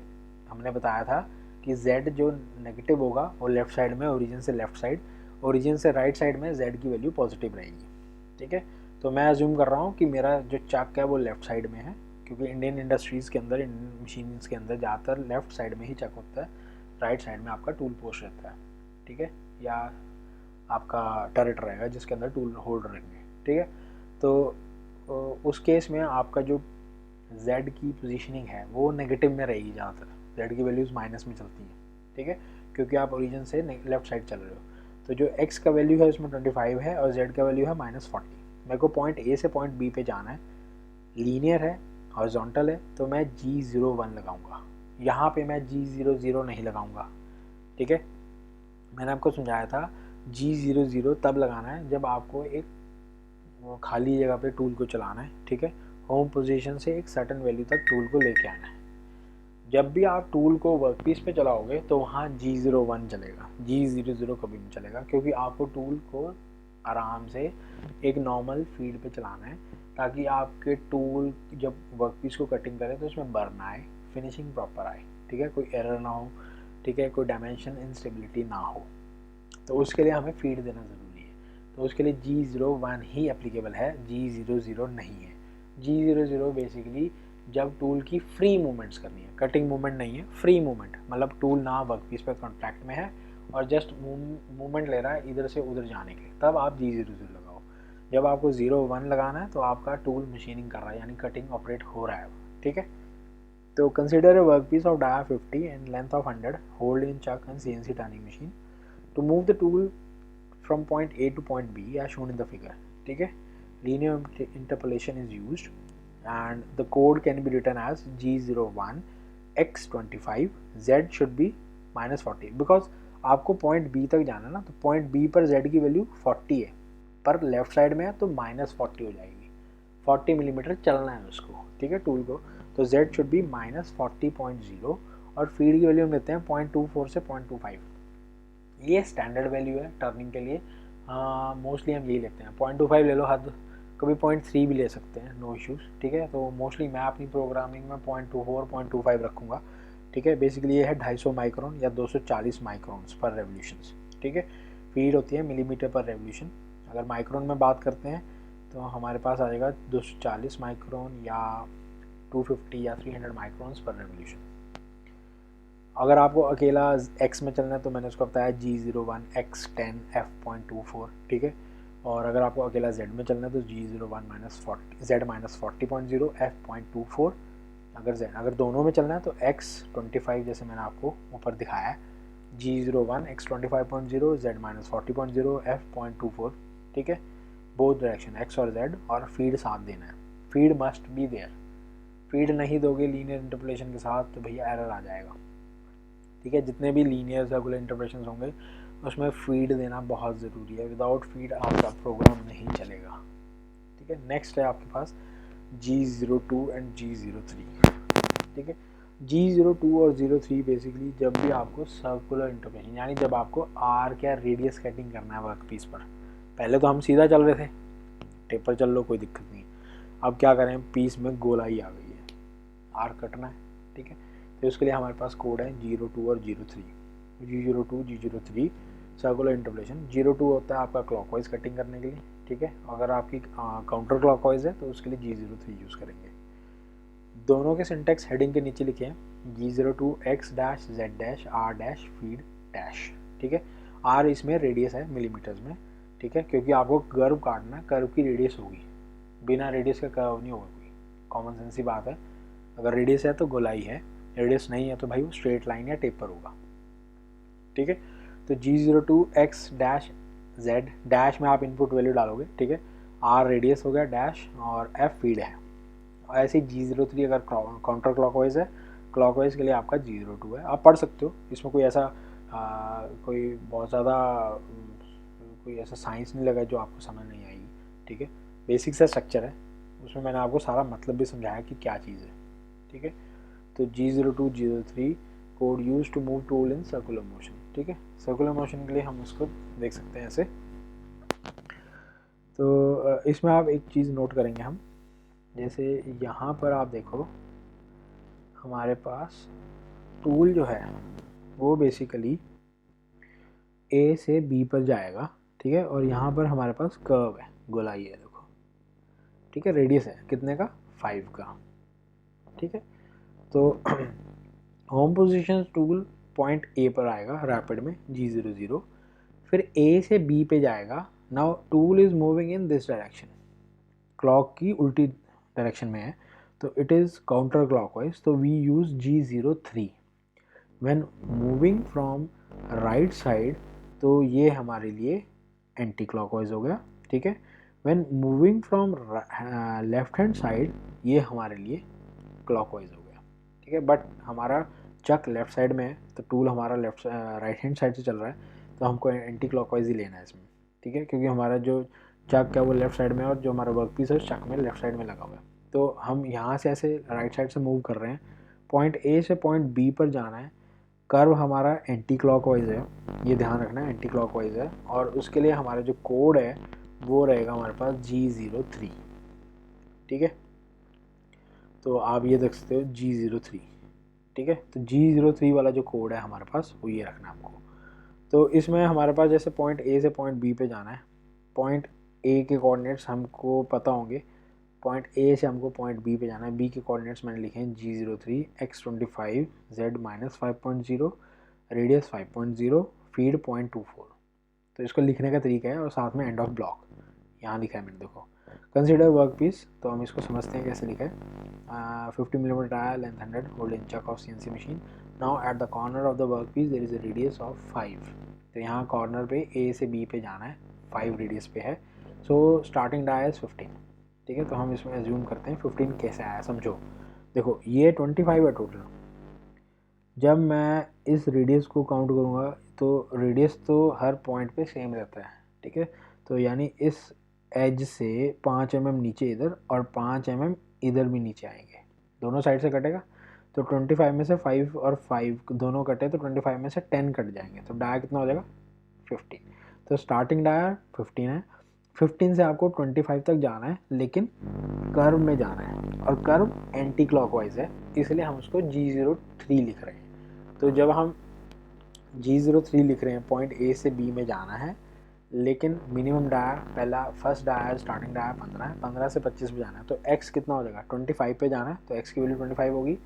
कितना उसको चलना है z में 5। देखो रेडियस इस पॉइंट से और b के जो पॉइंट आ रहा है यहाँ पर इस कॉर्नर पे मीट होंगी, जहाँ मेरा अभी माउस है, वहाँ से भी 5 होगा और इधर से भी 5 होगा, और इस कर्व पे भी रेडियस इनफाइनाइट पॉइंट्स पे भी 5 ही होगा। रेडियस नेवर चेंज, ठीक है, रेडियस सेम रहता है। तो हमको z में भी 5 ही चलना है, लेकिन z नेगेटिव डायरेक्शन में, तो उसको -5 लिखेंगे। ये देखो रेडियस कितना है उसका डिफाइन करना पड़ेगा 5.0, फीड है 0.24, एंड ऑफ ब्लॉक, ठीक है। तो ऐसे ही हम इसको लिख सकते हैं, और it can also be written as G03 x25 z -r5 f.24 linear में both x and x direction. अगर आपको x और z में ही देनी पड़ेगी। जब भी आपको टेप पर चलना है, चैम्फर लगाना है, जब भी आपको कर्व लगानी है, तो आपका x और z दोनों चलेगा। उसमें x की वैल्यू 0 हो जाए, z की वैल्यू ऐसा पॉसिबल ही नहीं है, तो वो भाई लीनियर हो गया, फिर वो स्ट्रेट लीनियर हो जाएगा, हॉरिजॉन्टल और वर्टिकल। जब भी आपको ध्यान रखना है टेप पर चलना है, कर्व में चलना है, तो दोनों x की वैल्यू भी इनपुट होगी, z की वैल्यू भी इनपुट होगी।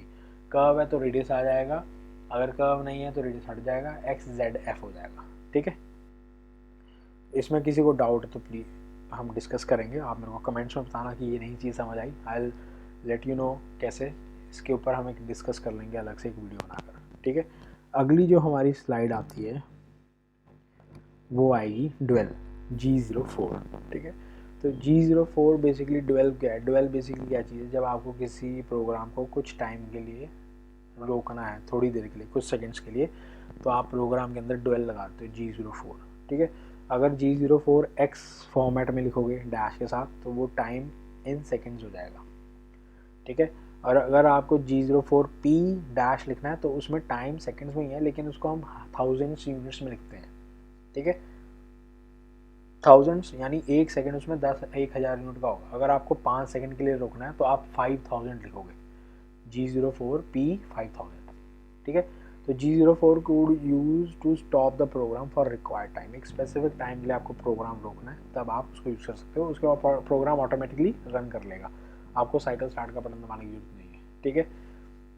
तो उसमें क्या है, जैसे आपका कोई प्रोग्राम चल रहा है, आपको रीमर लगाना है, आपको कुछ प्रोग्राम के अंदर चेक करना है, वर्नियर लेके चेक करना है पीस सही कटा है, स्लॉट सही कट रहा है कि नहीं कट रहा, एज़ पर रिक्वायरमेंट या डायमेंशन के हिसाब से सही चल रहा है, ठीक है। तो उसको चेक करने के लिए आप कुछ टाइम के लिए प्रोग्राम बीच में रोक के डोर खोल कर चेक कर लो, जब डोर बंद करो साइकिल ऑटोमेटिकली कुछ सेकंड बाद स्टार्ट हो जाएगा। जितने टाइम के लिए आप बोलोगे उतने टाइम के लिए रुकेगा program, 10 second, 20 second, 30 second, 40 second, as per your requirements, ठीक है। तो इसमें मैंने लिखा है to stop the program for required period of time we use G04। अगर आप X फॉर्मेट लोगे, X वाला सिंटेक्स लोगे, तो आपको जस्ट सेकंड्स वैल्यू डालनी है, X 5.0 मतलब 5 सेकंड्स। अगर आप P वाला फॉर्मेट लोगे G04P, तो आपको सेकंड्स को 1000 से मल्टीप्लाई करना है, 1000 यूनिट पड़ता है बेसिकली P के लिए। तो अगर आपको 10 सेकंड्स के लिए रोकना है, तो आप G04P 10,000 लिखोगे फॉर 10 सेकंड्स, ठीक है। उसमें एक सेकंड जो है 1000 यूनिट्स के बराबर है, और कुछ नहीं है, ठीक है। जैसे चिप रिमूव करना है, use to apply oil during machining process, और आप कह सकते हैं use to measure the work piece while machining, ठीक है। कुछ आपको लगता है डाउट है, स्नैप गेज डाल के देख लो होल के अंदर, ठीक है। आपको प्लग गेज डालना है, आपको डाया चेक करना है, आपको वर्नियर से डेप्थ गेज या कुछ हाइट चेक करना है, वर्क पीस की लेंथ चेक करना है, माइक्रोमीटर से कुछ चेक करना है, तो you can stop the program for certain period of time, ठीक है। इसके बाद नेक्स्ट है आपके पास G40, 41, 42 tool nose radius compensation. इसके बारे में विल डिस्कस ड्यूरिंग प्रोग्राम्स, तो इसको अभी हम ऑमिट करते हैं, इसको थोड़ा सा अभी हम दूर रखेंगे क्योंकि इट्स वेरी इंपॉर्टेंट, ठीक है। इसको अवॉइड नहीं करना, अगर आप अवॉइड भी करोगे तो भी चलेगा, ठीक है। जैसे आपको रफ़ कटिंग में काम करना है, बट जहाँ आपको प्रिसीजन काम चाहिए वहाँ इसको लेना पड़ेगा, इसके बिना गति नहीं है, ठीक है। इसको आपको अंडरस्टैंड करना है, तो इसके लिए मैं एक अलग से प्रॉपर वीडियो बनाऊंगा। फिलहाल अभी आप इसको छोड़ दो क्योंकि एकदम से चीज़ समझ नहीं आएगी, ठीक। नेक्स्ट हमारे पास आते हैं कैंट साइकिल्स। कैंट साइकिल्स के सिंटेक्स मैंने आपको बताए हैं। देखो कैंट साइकिल्स मैंने आपको बताया था, एक साइकिल्स होते हैं जो जिनके अंदर पहले से ही स्ट्रक्चर बना हुआ है, उसमें आपको जस्ट इनपुट वैल्यूज डालनी है और आपका प्रोग्राम रेडी हो जाएगा। ठीक है, तो ये बहुत ज़रूरी है क्योंकि इनसे एक तो आपकी प्रोग्राम की लेंथ कम होती है, दूसरा प्रोग्राम ऑप्टिमाइज्ड होता है, तीसरा जब भी प्रोग्राम में कोई एरर आएगा तो you can easily find that error without any so much complexities. ठीक है, अदरवाइज़ क्या होगा आपका, अगर आप G0, 01, 02, 03 में प्रोग्राम बना लो, कोई दिक्कत नहीं है मुझको, हज़ारों लाइनों के प्रोग्राम बनेंगे और अगर एक लाइन में कहीं इशू आ रहा है तो उसको ढूंढते रहो, फिर उसको एडिट करते रहो, तो उसमें बहुत ज़्यादा कॉम्प्लेक्सिटी बढ़ जाएगी, टाइम कंज्यूमिंग, ऑप्टिमाइज नहीं है, अच्छा तरीका नहीं है वो। That's why can't cycles introduce किए गए, जिसमें क्या है कि प्रोग्राम का स्ट्रक्चर पहले से ही है, just you have to put input values और जो आपको रिक्वायर्ड पैरामीटर्स डालोगे, जैसी रिक्वायरमेंट आउटपुट चाहिए वर्क पीस पे वैसा अवेलेबल होगा। तो मैंने कुछ कैंट साइकिल्स लिखे हैं जैसे G70, 71, 73, 74, 75, 76। ठीक है, ये कैंट साइकिल्स मैं अपनी प्रोग्रामिंग में यूज़ करूँगा, इनके प्रोग्राम्स मैं आपको बना के दिखाऊंगा कैसे बनते हैं। ठीक है, तो I have lots of exercises, तो उसकी टेंशन मत लो। एक बार इस कोर्स को पूरा कर लोगे तो you will have all the clarities of CNC turning programming. ठीक है, प्रोग्रामिंग में आपका हाथ बिल्कुल सही रहेगा, कोई ऐसा इशू नहीं होगा जहाँ आप फंस सको। ठीक है, तो आपको इतना डिटेल में मैं करवा दूँगा, तो आने वाले वीडियोस में आप प्रोग्राम्स को देखना। ठीक है, हम कॉम्प्लेक्स प्रोग्राम भी लेंगे, बेसिक प्रोग्राम से शुरू करेंगे, मीडियम पे जाएंगे, फिर कॉम्प्लेक्स प्रोग्राम्स की तरफ जाएंगे। ठीक है, तो कैंट साइकिल्स में हम बताएंगे G70, 71, 73, 74, 75, 76 क्या है। ठीक है, तो 71 जो पहला साइकिल है कैंट साइकिल, वो है आपका रफ टर्निंग साइकिल या स्टॉक रिमूवल। जैसे आपको मोटा मोटा पीस काटना है, आपको पीस 50 का दिया, अभी आप कह रहे हो मेरे को रफ कटिंग में 30 का तैयार करके दे दो, 30 के बाद मेरे को फिनिशिंग प्रोसेस करना है, इस पर पार्ट पूरा प्रॉपर तैयार करना है, तो आप क्या करोगे 31, 32 तक उसको मोटा मोटा कटिंग करोगे 2-2 mm का कट लेकर। ठीक है, तो उसके लिए G71 यूज़ होता है, रफ टर्निंग साइकिल या स्टॉक रिमूवल साइकिल कहते हैं इसे। ठीक है, तो G71 के अंदर उसका ग्रीन कलर का सिंटेक्स आपको याद होना चाहिए, क्योंकि अगर स्ट्रक्चर याद नहीं होगा तो प्रोग्राम लिखते टाइम आप इसमें एरर कर दोगे, इशू हो जाएगा। इशू क्या, आप कोई चीज़ ओमिट कर दिया, जैसे आपने G71 में W लिखा, R नहीं लिखा, U लिख लिया, W लिखा, R भूल गया लिखना, तो वहाँ पे वो प्रोग्राम को कैंट साइकिल को रीड ही नहीं करेगी मशीन, वो पता नहीं क्या लिखा हुआ है, वो एरर कर देगी, वो बताएगी भी प्रोग्राम में कोई एरर है, लाइन में एरर है। ठीक है, तो सिंटेक्स याद होना चाहिए, तो मैंने हर कैंट साइकिल्स का ग्रीन कलर में सिंटेक्स लिखा है, उस ग्रीन कलर के सिंटेक्स में उसके बाद उसके जो उसमें पैरामीटर्स यूज़ हुए हैं, U, W, R, P, Q, U, W, F, जो भी कुछ हुआ है वो सारों की मैंने डिस्क्रिप्शन नेक्स्ट लाइंस में लिखी है। जैसे G71 रफ टर्निंग साइकिल है, UWR। ठीक है, डैश में आपकी इनपुट वैल्यू होगी, जहाँ जहाँ डैश है वहाँ इनपुट वैल्यू आएगी। तो U बेसिकली क्या है, depth of cut in x direction. X direction में कितना कट चाहिए आपको, 1 mm, 1.5 मिलीमीटर, 2 मिलीमीटर का कट चाहिए, वो आप वैल्यू डालोगे 2.0, 1.5, 1.0 ऐसे। फिर W है depth of cut in Z direction. Z direction में कितनी, जब आपको फेसिंग करनी है तो फेसिंग के लिए आप यहाँ Z में वैल्यू डालोगे W में। अगर आपको टर्निंग करनी है, ठीक है, along the length of the piece, तो आपको U में वैल्यू डालना है। ठीक है, उसके बाद आता है R। R है retraction amount. Retraction amount basically क्या चीज़ है, आपको रिट्रैक्शन अमाउंट क्यों देना है या रिट्रैक्शन कब देते हैं। देखो रिट्रैक्शन तब देना है जब आपका वर्क पीस कट हो रहा है ना, उस पर आपका टूल चल रहा है, कटिंग हो रही है, चिप निकल रहा है। ठीक है, रिट्रैक्शन वैल्यू कब देते हैं, रिट्रैक्शन जैसे आपने 5 mm कटिंग कर दी तो 1 mm का रिट्रैक्ट कर दो, उससे क्या होगा, चिप ब्रेक होना शुरू हो जाता है। अगर आप नहीं करोगे तो जो टूल की टिप है ना वो फ्रिक्शन से हीट होगी, उसकी नोज रेडियस पे इफ़ेक्ट पड़ेगा, उसकी टिप जो टूल की कटिंग टिप है वहाँ पे आपका हीट से और फ्रिक्शन से आप कह सकते हो बर आ जाएगा, ब्लंट हो जाएगी आपकी टिप। तो जब आप 100-200 पीस निकाल लोगे और जब आप 201 या 203 या 205 पीस निकालोगे, जो आखिरी के 2-3 पीस होंगे ना उन पे आपको as per your dimension setting नहीं मिलेगी, क्योंकि ब्लंट हो गई है अब। ठीक है, तो रिट्रैक्शन से क्या होता है बेसिकली, एक तो हीट ब्रेक हो जाती है, दूसरा आपका चिप टूट के निकल जाएगा। ठीक है, तो हम रिट्रैक्शन 1 मिलीमीटर तक ज़्यादा 1 बहुत है, 0.7 भी चलता है, 1 मिलीमीटर भी चलता है, 0.7 से 1 के बीच में वेरी करती है, ठीक है। तो रिट्रैक्शन बेसिकली टूल को थोड़ी देर के लिए पीछे लेके आते हैं ताकि चिप टूट जाए, और ये सेस्मिक सेकंड्स में होता है, आपको पता नहीं लगेगा मशीन पे रिट्रैक्ट लिया है इसने, ठीक है। बहुत फास्ट, मतलब आपका मशीन फास्ट चलता है, आपको पता नहीं लगता कि कहाँ इसने रिट्रैक्ट किया है, ठीक है। इसकी स्पीड स्लो करके पता लगता है भी रिट्रैक्ट हुआ कि नहीं, ठीक है। उसके बाद जो आपको सेमीकोलन दिख रहा है वो एंड ऑफ ब्लॉक, ये बहुत ज़रूरी है। आपकी ब्लॉक एंड ऑफ ब्लॉक होगा तभी वहाँ लाइन ख़त्म होगी, अगर ये नहीं लगाओगे तो रीड करती रहेगी मशीन इसको, जैसे एंड ऑफ ब्लॉक रीड होगी मशीन उसको स्टॉप कर देगी, फिर नेक्स्ट लाइन पर आ जाएगी या नेक्स्ट कोड जो आपने लिखा उस पर आ जाएगी। और ये हमेशा ऐसे कॉम्बिनेशन में लगेगा G71, पहले ऊपर की लाइन फिर नीचे की लाइन, ऐसा नहीं कि आपने एक लाइन लगा दी उसके बाद दूसरा कोड शुरू कर दिया और दूसरी लाइन लिखी नहीं 71 की, वो भी एरर आ जाएगा मशीन पर। तो आपको दोनों लाइन कॉम्बिनेशन में लगाना है, ठीक है। नेक्स्ट है G71 P dash Q dash U dash W dash and F dash, feed end of block. तो P इसमें है sequence of first block, Q है sequence of second block, U finishing value in x direction, W है finishing value in Z direction, और feed है F और end of block है semicolon, ठीक है। तो इनको अभी आप क्या करें, इनको अभी बेसिकली आप जस्ट रीड आउट और याद रखें। ये G71 का सिंटेक्स ऐसा होता है, ठीक है। G73 का सिंटेक्स ऐसा होता है, उसकी डिस्क्रिप्शन में ये होता है। G74 का सिंटेक्स ऐसा और उसकी डिस्क्रिप्शन ऐसी रहती है। G75 का सिंटेक्स ग्रीन कलर में और डिस्क्रिप्शन ब्लैक कलर में डिफाइंड है। ऐसे G76 एक्सटर्नल थ्रेडिंग की सिंटेक्स ग्रीन कलर में और उसका डिस्क्रिप्शन जो है ब्लैक कलर में। ऐसी G76 इंटरनल थ्रेडिंग का भी है, ठीक है। तो इन चीज़ों को बेसिकली आपको फ़िलहाल जस्ट याद रखना है। इनको समझने के लिए मैं इनको प्रोग्राम में यूज़ करके दिखाऊंगा, क्योंकि इनको अगर आप ऐसे याद करोगे फ़ायदा कोई नहीं है, ये याद ही नहीं होंगे, ना आपको पता लगेगा कि ये क्या चीज़ है, क्यों यूज़ कर रहे हैं, इनका सिग्निफिकेंस क्या है।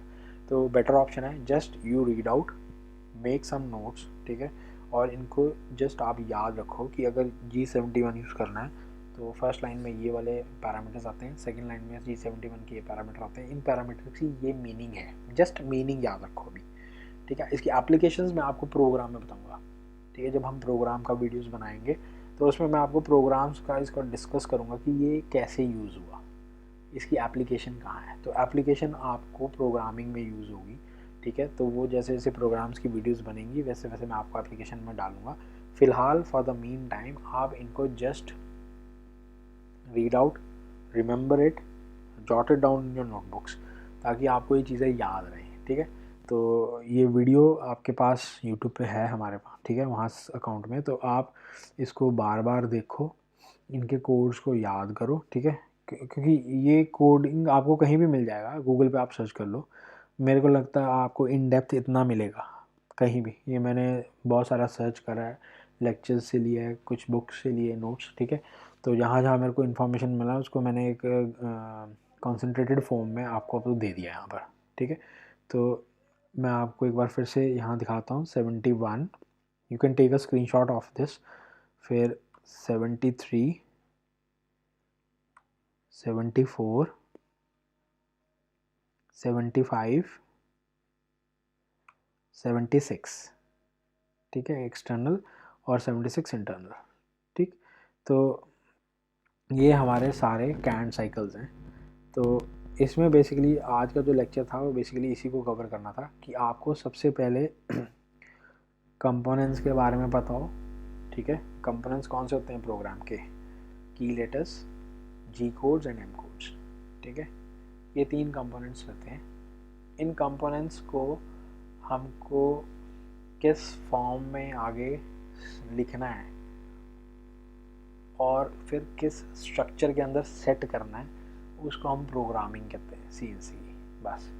तो प्रोग्रामिंग लिखने से पहले आपको कंपोनेंट्स में याद होना चाहिए, कंपोनेंट्स कौन से होते हैं उनको याद करना है, ठीक है। जी कोड याद होना चाहिए, एम कोड याद होना चाहिए, की लेटर्स का डिस्क्रिप्शन, इन सब के डिस्क्रिप्शन याद होने चाहिए। जब ये याद हो जाएंगे तो इसके बाद इनको लिखने का तरीका समझेंगे हम, इनको लिखते कैसे हैं, लिखने के तरीके बाद इनको स्ट्रक्चर में अरेंज कैसे करना है, कौन सी चीज़ पहले आएगी, फिर कौन सा उसके बाद आएगा, फिर एंड में कौन सी चीज़ आएगी। अगर आप स्ट्रक्चर में प्रोग्राम नहीं लिख रहे हो तो भी आपका प्रोग्राम एरर है, तो आपका एक्सीडेंट हो सकता है। टूल जब चलाना है तब चलाया नहीं, जब नहीं चलाना था तब आपने चला दिया, तो that is also worst case scenario, ठीक है। तो प्रोग्रामिंग से पहले आपको कंपोनेंट्स सीखना है, कंपोनेंट्स को अरेंज कैसे करना है वो पता करना है, कंपोनेंट्स को स्ट्रक्चर में कैसे लिखना है, दैट इज़ योर प्रोग्राम। तो अभी हमने जस्ट की कंपोनेंट्स पढ़े हैं, जैसे की लेटर्स, जी कोड, एम कोड और कैन साइकिल्स, उनके बारे में थोड़ा थोड़ा ब्रीफ डिस्क्रिप्शन पढ़ा।